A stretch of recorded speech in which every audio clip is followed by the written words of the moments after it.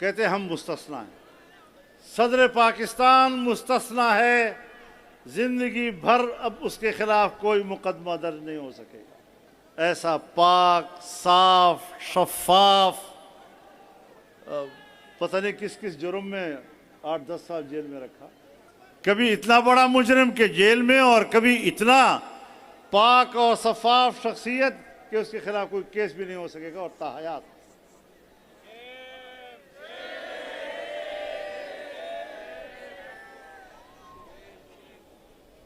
لیکن یہ میرا موضوع نہیں ہے. میں تو یہ سوچتا ہوں کہ جناب رسول اللہ صلی اللہ علیہ وسلم نے اپنے آپ کو مستثنا قرار نہیں دیا. دعوت دی. کوئی ہے کہ جس کا میرے اوپر حق ہو تو وصول کر لو. ایک صحابی کھڑا ہوا اور کہا یا رسول اللہ میرا آپ کے اوپر ایک حق ہے، میں وہ حق وصول کرنا چاہتا ہوں. آپ نے فرمایا کیا حق ہے آپ کو میرے؟ کہا آپ نے مجھے ایک چھڑی ماری تھی، میں اس کا بدلہ لینا چاہتا ہوں. آپ نے فرمایا آؤ. کہا نہیں، آپ نے مجھے پیٹھ پہ مارا تھا، میں نے بھی آپ کو پیٹھ پہ مارنا ہے. آپ نے پیٹھ کر دی. کہا نہیں، پیٹھ میری ننگی تھی، میں نے ننگی پیٹھ پر آپ کو بدلہ دینا ہے. رسول اللہ صلی اللہ علیہ وسلم نے پیٹھ ننگی کر دی. وہ صحابی تھا، بہانہ ڈھونڈ رہا تھا، لپٹ گیا اور آپ کی پیٹھ مبارک کو چومتا رہا، چومتا رہا، چومتا رہا، یہاں تک کہ مہر نبوت کو چوما. لیکن آپ نے یہ تو نہیں کہا کہ میں پیغمبر ہوں، میں مستثنا ہوں. حضرت عمر رضی اللہ تعالی عنہ خود عدالت میں پیش ہوئے، قاضی شریح کی عدالت میں پیش ہوئے.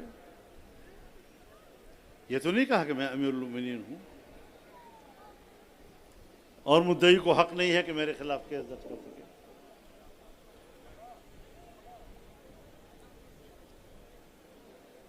حضرت علی رضی اللہ تعالیٰ کی عدالت میں تو کوئی مستثنا نہیں تھا، وہ خود بھی مستثنا نہیں تھے. یہ کیا قانون سازیاں ہو رہی ہیں؟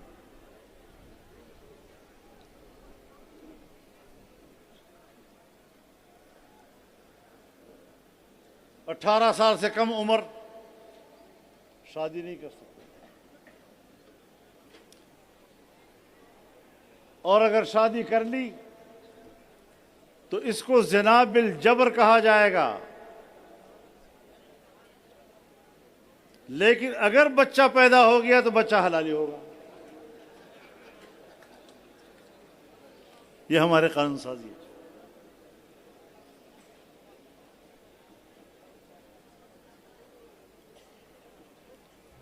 آج ملک ان سے نہیں چل رہا. بینک بیچے جا رہے ہیں، پی آئی اے بیچا جا رہا ہے، تمام سرکاری ادارے بیچے جا رہے ہیں، یہاں تک کہ کالج اور یونیورسٹیاں بیچی جا رہی ہیں، اسکول تک بیچے جا رہے ہیں پرائیویٹ سیکٹر میں. لیکن دینی مدرسہ جو پرائیویٹ سیکٹر میں ہے اس پر قبضہ ہو رہا ہے. اب یہ کوئی عقل کی بات ہے؟ اس عقل والوں کے ساتھ ہماری جنگ ہے. اور مجھے پتا ہے امریکہ کا مدرسے کے ساتھ دشمنی کون کر رہا ہے، کس کے لیے وہ مشکل بنا ہوا ہے. قانون پاس ہو چکا ہے، جس طرح ہم نے کہا تھا اسی طرح پاس ہوا ہے. اب عمل درآمد نہیں ہو رہا، صوبوں میں قانون سازیاں نہیں ہو رہی، اور ان کا خیال یہ ہے کہ ہم اس طرح مدرسوں کو غیر مؤثر بنا دیں گے. تمہارا باپ بھی دینی مدرسے کو ختم نہیں کر سکے گا انشاءاللہ العزیز.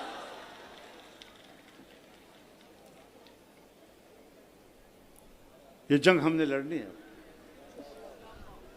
یہ تحریک ہم نے اٹھانی ہے.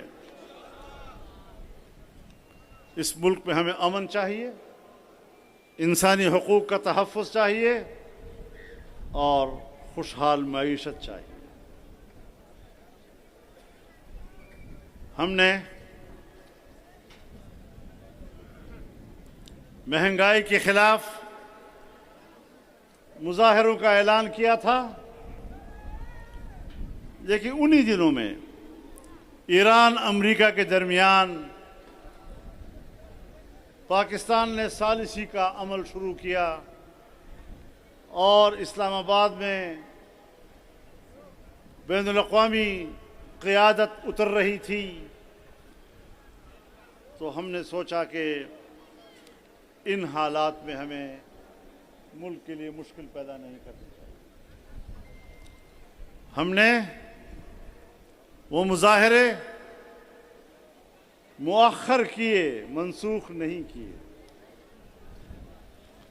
اور اب انشاءاللہ العزیز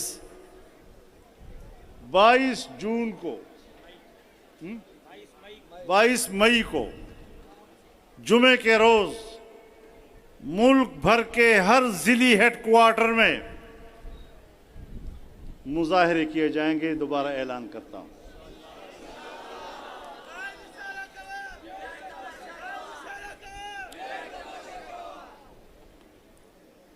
ہم عوام کے ساتھ کھڑے ہیں، اس کے دکھ درد میں ہم ان کے ساتھ کھڑے ہیں۔ جہاں بدامنی ہے ہم وہاں پر بھی عوام کے ساتھ کھڑے ہیں، اپنا خون دے رہے ہیں۔ اس وقت بھی میں نے پارلیمنٹ میں بھی کہا کہ آج جب میں گفتگو کر رہا ہوں تو مجھے ایسا محسوس ہو رہا ہے جیسے میں خون کی جھیل میں کھڑے ہو کر بات کر رہا ہوں۔ شیخ ادریس کو تم نے کیوں قتل کیا؟ اس نے کیا جرم کیا تھا؟ وہ روزانہ 2800 طلباء کو پڑھاتا تھا، روزانہ 1300 طلباء ایک مدرسے میں اور 1500 طلباء دوسرے مدرسے میں۔ جمعیت علماء اسلام کی مرکزی شورا کا رکن تھا، صوبائی اسمبلی میں ہمارا ممبر رہا ہے۔ وہ ملک پہ امن کی بات کرتا تھا۔ اگر دنیا میں قیام امن کے لیے پاکستان حرکت میں آتا ہے تو سب سے پہلے ہم تائید کرتے ہیں۔ اگر انڈیا کے خلاف اپنی سرزمین کا دفاع کرتے ہیں اور کامیاب دفاع کرتے ہیں تو ہم شانہ بشانہ کھڑے ہوتے ہیں۔ لیکن پارلیمنٹ کی سیاست میں اگر علماء کرام جاتے بھی ہیں تو ان کو دھاندلی کے ذریعے شکست سے دوچار کر کے پارلیمانی کردار سے محروم کر دیا جاتا ہے۔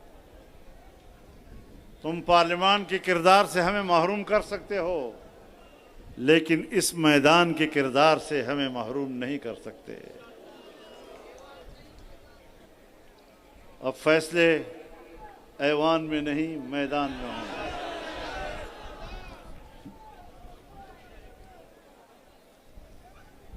ہم اس جدوجہد کو آگے بڑھائیں گے انشاءاللہ۔ میرے محترم دوستو،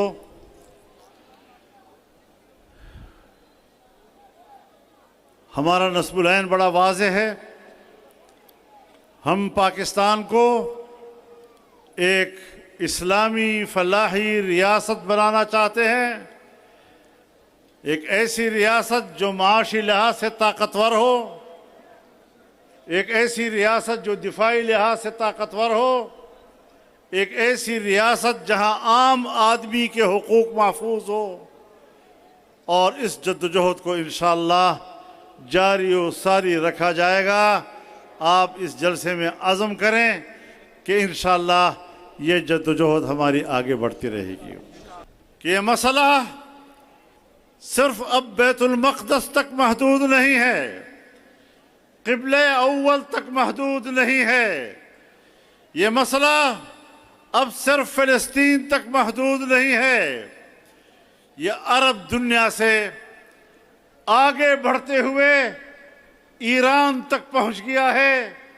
اور اگر ہم نے یہ سمجھا کہ یہ تو صرف ایران کا معاملہ ہے، ایران جانے اور اس کا مسئلہ جانے، تو میں اپنے حکمرانوں کو بھی بتانا چاہتا ہوں، اپنے عوام کو بھی اس حوالے سے بیدار کرنا چاہتا ہوں کہ اگر ایران کو اسرائیل سر کر لیتا ہے تو پھر اسرائیل پاکستان کے دروازے پر کھڑا ہے.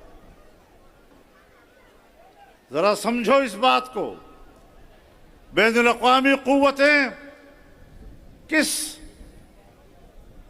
منافقت کے ساتھ، کس ناجائز حربوں کے ساتھ امت مسلمہ کا خاتمہ چاہتی ہے، بیت المقدس پر قبضہ کرنا چاہتی ہے، حرمین الشریفین ان کے نشانے پر ہے. اور اسی لیے میں عرب دنیا سے بھی کہنا چاہتا ہوں کہ اب آپس کے جھگڑوں کا وقت نہیں ہے، اب امت کے وحدت کا وقت آ گیا ہے. اپنی دفاع ایک کرو، اپنا اقتصاد ایک کرو، اپنی سیاست ایک کرو، ہم آہنگی پیدا کرو. کوئی تمہارا دفاع نہیں کرے گا.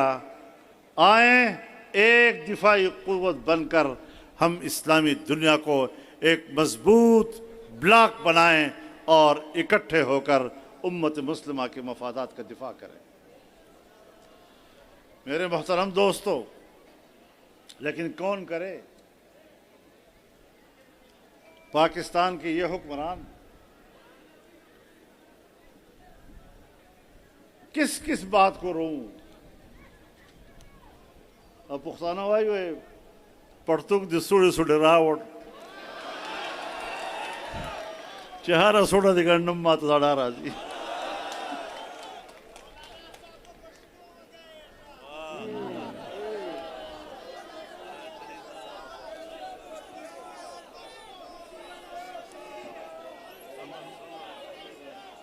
سنجیدہ ہو جائیں، ذرا سنجیدہ ہو جائیں. یہاں پر پاکستان خود ایک قومی یکجہتی سے محروم ہے. جمعیت علماء اسلام پاکستان میں ایک قومی یکجہتی کی علمبردار جماعت ہے. ہم مسلمان بھی ہیں،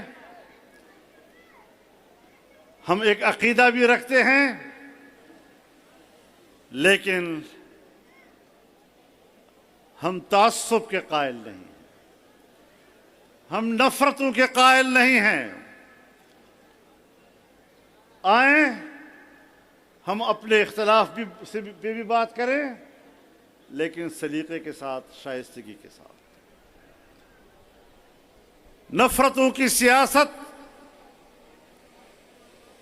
ہم اٹھاتے نہیں ہیں، نفرتوں کی سیاست کو ہم دفن کرتے ہیں. ہم پاکستان میں شدت کی سیاست نہیں کر رہے،